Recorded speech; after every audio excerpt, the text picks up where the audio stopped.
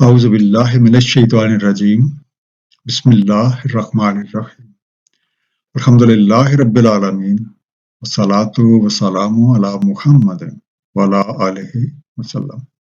سورہ انعام رکوع نمبر 9۔ بسم اللہ الرحمن الرحیم۔ قل اندعو من دون اللہ ما لا ینفعنا ولا یضرنا، کہہ دیں کیا ہم پکاریں اللہ تعالیٰ کے سوا جو نہ ہمیں نفع اور نہ ہمیں نقصان پہنچائے۔ وَنُرَدُّ عَلَىٰ أَعْقَابِنَا بَعْدَ إِذْ هَدَانَا اللَّهُ، اور ہم پھر جائیں اپنی ایڑیوں پر۔ كَالَّذِي اسْتَحْوَتْهُ الشَّيَاطِينُ فِي الْأَرْضِ حَيْرَانًا لَهُ أَصْحَابٌ يَدْعُونَهُ إِلَى الْهُدَى اهْدِنَا، جیسے کوئی شخص جسے گرا دیا شیاطین نے زمین میں متحیر، اور اس کے ساتھی اسے بلا رہے ہیں ہدایت کی طرف، آ جاؤ ہمارے پاس۔ قُلْ إِنَّ هُدَى اللَّهِ هُوَ الْهُدَى وَأُمِرْنَا لِنُسْلِمَ لِرَبِّ الْعَالَمِينَ، کہہ دیں بے شک اللہ تعالیٰ کی ہدایت ہی ہدایت ہے، اور ہمیں امر ہے کہ ہم تسلیم کریں رب العالمین کے لیے۔ اندعو، جو پہلا انڈر لائن لفظ، کیا ہم بلائیں؟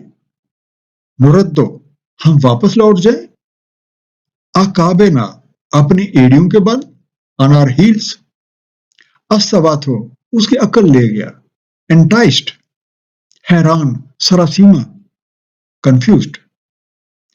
اہدنا، آ جاؤ ہمارے پاس، کم پاس۔ اس سے پچھلی آیت میں داعی حق کو اس بات کی تاکید کی گئی تھی کہ جو لوگ ضابطۂ خداوندی کو کوئی اہمیت نہیں دیتے، آپ ان کے طرز عمل کی پرواہ نہ کریں، اور پوری دل جمعی کے ساتھ لوگوں کو قرآنی تعلیمات سے منور کرتے رہیں، تاکہ کوئی شخص بھی اپنے کسب کے بدلے میں پھنسا نہ رہ جائے۔ جو لوگ بھی ایسے کام کر رہے ہیں اس کا خمیازہ انہوں نے خود بھگتنا ہے۔ اب اس آیت مبارکہ میں ارشاد ہوتا ہے کہ ان لوگوں سے کہہ دیں کیا تم یہ چاہتے ہو کہ ہم بھی تمہاری طرح اللہ وحدہ لا شریک کو چھوڑ کے ان خود ساختہ خداؤں کو پکارنے لگ جائیں جو نہ کسی کو نفع دے سکتے ہیں اور نہ کسی کا کوئی نقصان کر سکتے ہیں۔ ان خود ساختہ خداؤں سے متعلق سورہ رعد میں ارشاد ہے، کہہ دیں کیا تم نے بنا رکھے اس کے بجائے ایسے ولی جو نہیں ہیں مالک خود اپنے نفع کے اور نہ ہی اپنے نقصان کے۔ اب اگر ہم لوگ بھی ایسا کرنے لگ جائیں تو اس صورت میں ہم صحیح راہ پہ ہونے کے باوجود الٹے پاؤں پھر جائیں گے، اور ہماری حالت بھی اس شخص کی طرح ہو جائے گی جو شیطنت کی پیروی کرتے ہوئے، یعنی اپنے سرکش جذبات کے پیچھے چلتے چلتے اپنی راہ گم کر بیٹھے اور ایک ایسی جگہ پہ پہنچ جائے تو اسے معلوم ہی نہ رہے کہ اب کدھر جانا ہے، جبکہ اس کے ساتھی اسے ہدایت طرف بلا رہے ہیں، لیکن وہ اپنی حیرانی اور سراسیمگی کے اسباب ان کی پکار سننے کے باوجود ان تک نہیں پہنچ سکتا۔ ان لوگوں سے کہہ دیں کہ زندگی کا صحیح راستہ وہ ہے جو اللہ تعالیٰ کی طرف سے ہے۔ اب چونکہ قرآن کریم اللہ تعالیٰ کا کلام ہے، اس لیے جو راہ ہمیں قرآن کریم بتا رہا ہے وہی سیدھی راہ ہے۔ سورہ آل عمران آیت نمبر 101 میں ارشاد ہے، اور تم کیسے کفر کرتے ہو جبکہ تلاوت کی جاتی ہیں تم پہ اللہ تعالیٰ کی نشانیاں اور تم میں اس کا رسول ہے۔ جو کوئی مضبوطی سے تھام لے اللہ تعالیٰ کو، تحقیق اسے ہدایت ہوئی صراط مستقیم کی طرف۔ اس لیے کامیابی حاصل کرنے کے لیے لازم ہے کہ ہم قرآن کریم کی بتائی ہوئی راہ پہ نبی پاک صلی اللہ علیہ وآلہ وسلم کی سنت مبارکہ کے مطابق عمل کریں۔ وَأَقِیمُوا الصَّلَاةَ وَاتَّقُوا، اور یہ کہ قائم کرو صلاۃ اور تقوی اختیار کرو۔ وَهُوَ الَّذِی إِلَیہ تُحْشَرُونَ، اور وہی ہے جسی کا حضور تم اکٹھے کیے جاتے ہو۔ وَهُوَ الَّذِی خَلَقَ السَّمَاوَاتِ وَالْأَرْضَ بِالْحَقِّ، اور وہی ہے جس نے خلق کیا آسمانوں اور زمینوں کو برحق۔ وَیَوْمَ یَقُولُ کُن فَیَکُون، اور جس روز کہتا ہے ہو تو ہو جاتا ہے۔ قَوْلُهُ الْحَقُّ، اسی کا قول حق ہے۔ وَلَهُ الْمُلْكُ یَوْمَ يُنفَخُ فِی الصُّورِ، اور اسی کی بادشاہی ہے جس روز پھونکا جاتا ہے سور میں، عالم الغیب و شہادہ، عالم غیب اور شہود ہے، وہ الحکیم الخبیر، اور وہی حکمت والا باخبر ہے۔ کن ہو جا، فیکون ہو جاتا ہے، ينفخ پھونکا جاتا ہے یا پھونک ماری جاتی ہے، اس بلون، الصور سور، الشپ، اللہ تعالیٰ کے حضور سر تسلیم خم کرنے کا عملی ثبوت صلاۃ قائم کرنا اور تقوی شعاری ہے، یعنی نماز کے ذریعے اللہ تعالیٰ کے ساتھ ہمیں ایک مضبوط تعلق قائم کرنا ہے اور اپنے ہر کام میں اس کی رضا کو سامنے رکھنا ہے، اور ایسے ہر کام سے بچنا ہے جو اس کی رضا کے خلاف ہو، ہر وہ کام کرنا ہے جو اس کی رضا کا سبب بن جائے، اور ہمیں اس حقیقت کا یقین رکھنا ہے کہ ہم سب اسی کی طرف اکٹھے کیے جاتے ہیں اور ہمیں اپنے اعمال کا جواب دینا ہے۔ اسی خالق اور مالک حقیقی نے آسمانوں اور زمین کو ایک حقیقت کے طور پہ تخلیق فرمایا ہے، ہر چیز کا اپنا کردار ہے، ہر ایک حقوق اور فرائض متعین ہے۔ اس مالک کی شان یہ ہے کہ جب وہ کسی شے کا ارادہ کر لیتا ہے تو اس شے کو کہہ دیتا ہے ہو جا، وہ ہو جاتی ہے، یعنی جو چیز ارادے میں تھی، یعنی عدم میں تھی، حکم کن کے ساتھ وہ مختلف مراحل طے کرتی ہوئی جس طرح سے خالق کے ذہن میں تھی بالکل اس کے مطابق بن کے سامنے آ جاتی ہے۔ خالق اور مالک حقیقی کی تخلیق کرنے میں وسائل زیر بحث نہیں آتے۔ سورہ یاسین آیت نمبر 82 میں ارشاد ہے، دراصل اس کا امر یہ ہے جب وہ ارادہ فرماتا ہے کسی شے کا تو اسے کہہ دیتا ہے ہو، بس وہ ہو جاتی ہے۔ عدم سے وجود میں لانے کا طریقہ کار اور اس کے لیے وسائل کا بندوبست، منصوبے کے مطابق تخلیق کے مختلف مراحل، اس شے کے موجودات کی ترتیب اور قضاء و قدر اسی خالق اور مالک حقیقی کے ہاتھ میں ہے۔ وہ غیب اور شہود سب کا علم رکھتا ہے، اور کب کسی چیز کو غیب سے شہود میں لانا ہے اور کب شہود سے غیب میں لے جانا ہے کہ اسی کے مقرر کردہ قوانین کے مطابق حکمت کے ساتھ انجام ہوتا ہے۔ وَإِذْ قَالَ إِبْرَاهِيمُ لِأَبِيهِ آزَرَ أَتَتَّخِذُ أَصْنَامًا آلِهَةً، جب فرمایا حضرت ابراہیم علیہ السلام نے اپنے باپ آزر سے کہ آپ نے بنا رکھا ہے اصنام کو الہ، إِنِّي أَرَاكَ وَقَوْمَكَ فِي ضَلَالٍ مُبِينٍ، بے شک میں دیکھتا ہوں آپ کو اور آپ کی قوم کو کھلی گمراہی میں۔ وَكَذَلِكَ نُرِي إِبْرَاهِيمَ مَلَكُوتَ السَّمَاوَاتِ وَالْأَرْضِ، اور اسی طرح ہم نے دکھائی ابراہیم علیہ السلام کو ملکوت آسمانوں اور زمینوں کی، وَلِيَكُونَ مِنَ الْمُوقِنِينَ، تاکہ وہ ہو جائیں یقین رکھنے والوں سے۔ آزر حضرت ابراہیم علیہ السلام کے والد کا نام ہے۔ اصنامن مورتیں، بت۔ امام راغب کے مطابق ہر وہ شے جو انسان کو اللہ تعالیٰ سے بیگانہ بنا دے اور اس کی توجہ کسی دوسری طرف پھیر دے صنم ہے۔ اس لحاظ سے اصنام وہ تمام خواہشات، جاذبیتیں اور مفاد پرستیاں ہیں جو انسان کو خدا سے بیگانہ بنا دیتی ہیں۔ تیسرا انڈرلائن لفظ تھا نوری، ہم نے دکھایا یا ہم نے دکھائیں۔ ملکوت، ملکیتیں، مملکت کے نظام ہے کار، عملداری، ڈومینز۔ حضرت ابراہیم علیہ السلام بھی حق و باطل کی کشمکش سے دوچار ہوئے، اور اس کی ابتدا خود اپنے گھر سے ہوئی، جب انہوں نے اپنے والد سے کہا کہ آپ لوگ اپنے ہاتھوں سے تراشی ہوئی مورتیوں کو خدا قرار دیتے ہیں جبکہ میرے نزدیک یہ کھلی گمراہی ہے۔ اس یقین کی طرز کی خاطر حضرت ابراہیم علیہ السلام کو کائناتی نظام کا مشاہدہ کروایا گیا، جس کی بدولت انہیں یہ یقین حاصل ہو گیا کہ اس کائنات کا خالق اور مالک حقیقی اللہ وحدہ لا شریک ہے، وہی لائق ابدیت ہے، اور اس کے بنائے ہوئے قوانین کے تحت یہ ساری کائنات چل رہی ہے۔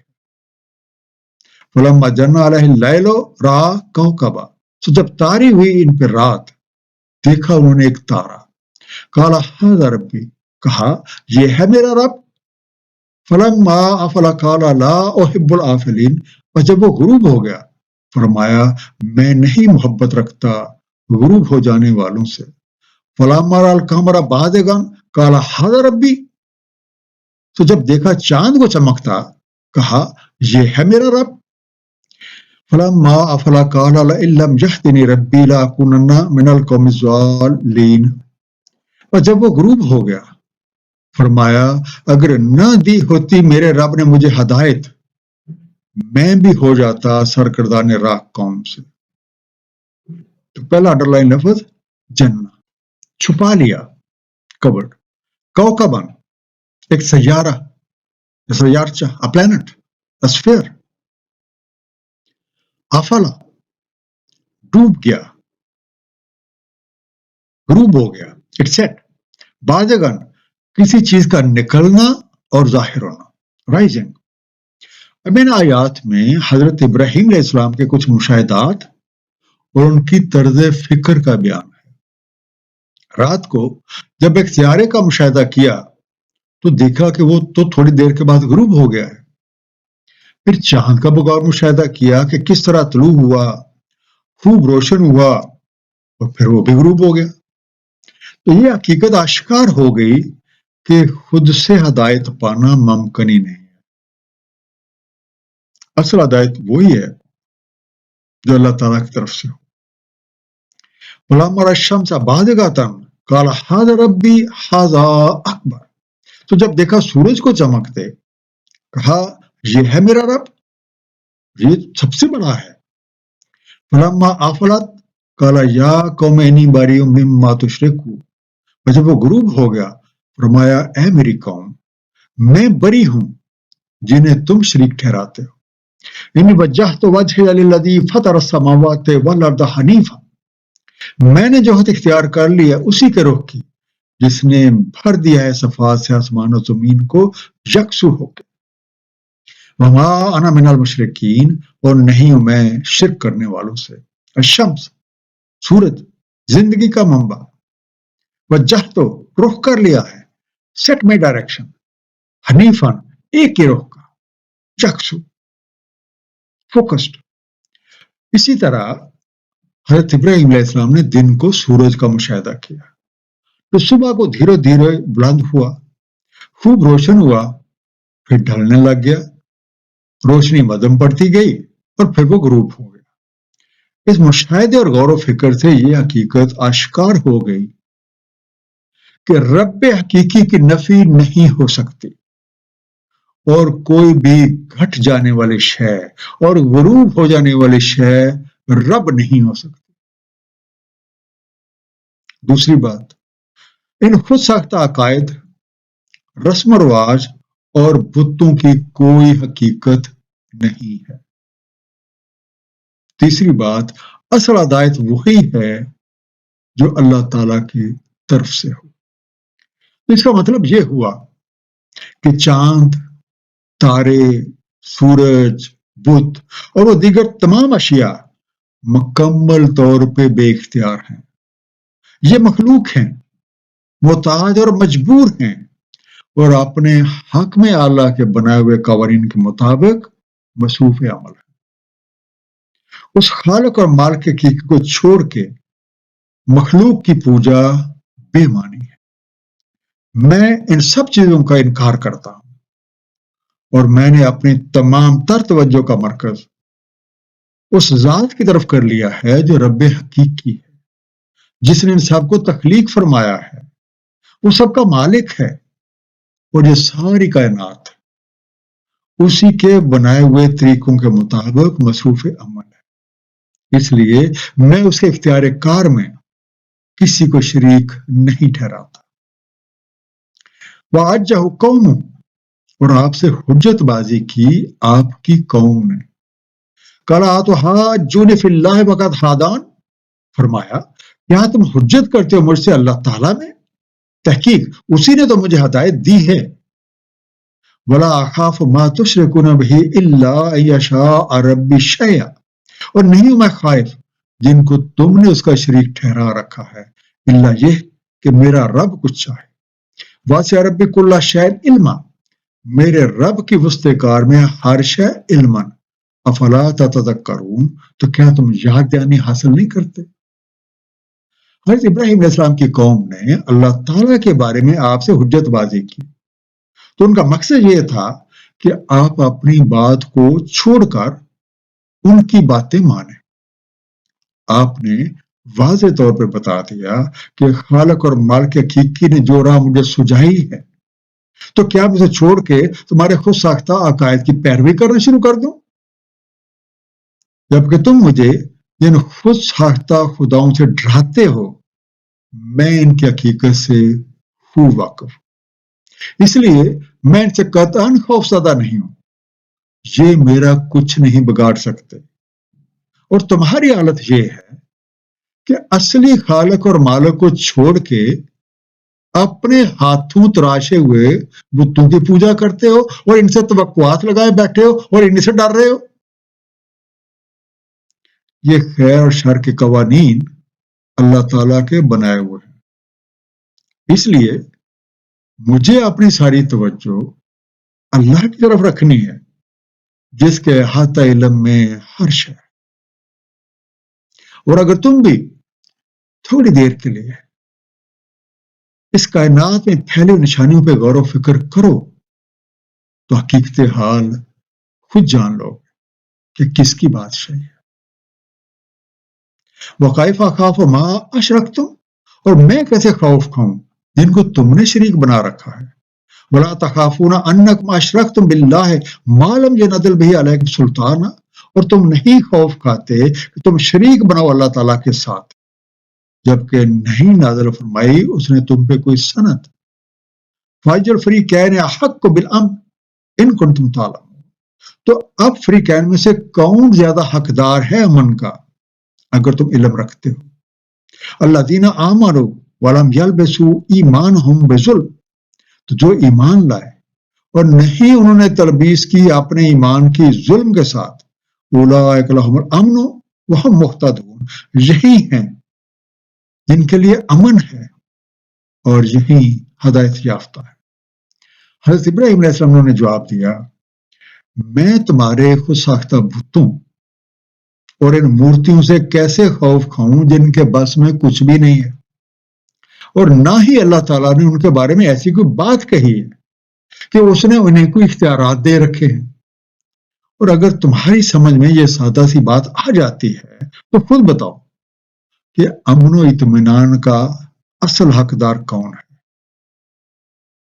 کیونکہ شرک کا لازمی نتیجہ خوف ہے، جبکہ توحید الہیہ انسان کے اندر ہر غیر اللہ کا خوف دور کر دیتی ہے۔ ایمان کا تقاضا یہ ہے کہ کسی بھی شک و شبہ کو دل میں جگہ نہ دی جائے اور پورے ثبات دل کے ساتھ اللہ تعالیٰ اور اس کے حبیب نبی پاک صلی اللہ علیہ وآلہ وسلم کی فرمان برداری کی جائے، اعمال صالح سر انجام دیے جائیں، زندگی کے ہر معاملے میں ان کی رضا کو سامنے رکھا جائے۔ اس صورت میں ہماری زندگی امن و چین کا گہوارہ بن جائے گی۔ ایک مختصر خلاصہ، زندگی گزارنے کی جو راہ قرآن کریم بتا رہا ہے وہی سیدھی راہ ہے، اور اسی پہ صاحب قرآن نبی پاک صلی اللہ علیہ وآلہ وسلم کی سنت مبارکہ کے مطابق عمل کرنا کامیابی کی ضمانت ہے۔ اس راہ کی عملی صورت نماز کے ذریعے اللہ تعالیٰ سے رابطہ قائم رکھنا، تقوی شعاری اور اس حقیقت پہ ایمان ہے کہ مرنے کے بعد ہم اپنے خالق اور مالک حقیقی کے حضور اپنے تمام اعمال کے جواب دہ ہیں۔ اس مالک کی شان یہ ہے کہ جب وہ کسی کام کا ارادہ کرتا ہے تو اسے کہہ دیتا ہو اور وہ ہو جاتا ہے، اور وہ شے جو عدم میں تھی مختلف مراحل طے کرتی ہوئی اس کے ذہن میں موجود نقشے کے عین مطابق بن کر سامنے آ جاتے۔ اللہ تعالیٰ نے غیب اور شہود اس نظام کا علم حضرت ابراہیم علیہ السلام کو دیا اور کائناتی مشاہدے سے وہ یقین کے کمال درجے کو پہنچے۔ حضرت ابراہیم علیہ السلام کے حوالے سے حق و باطل کی کشمکش کا آغاز ان کے اپنے گھر سے ہی ہوا۔ جب انہوں نے خود ساختہ بتوں کی پوجا سے انکار کیا اور اللہ وحدہ لا شریک کی عبدیت کا اعلان کیا۔